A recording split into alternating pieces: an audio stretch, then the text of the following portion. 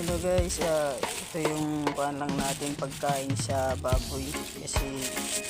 medyo kapos tayo sa budget ngayon guys, kaya ang gagawin natin guys ay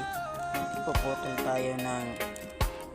katawan ng saging guys para yun yung ipakain natin sa baboy. Haluan lang natin itong feeds.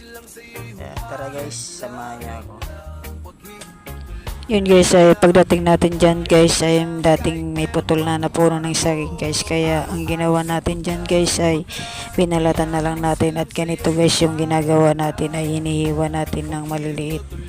dahil haluan natin yan guys ng feeds guys para pagpakain natin sa alaga nating baboy dahil medyo kapos tayo guys sa budget ngayon guys sa feeds. Yun guys, ay sarap na sarap yung ating mga alagang baboy, at habang nagpakain ako ng aking alagang baboy ay naglinis naman tayo guys ng ating maliit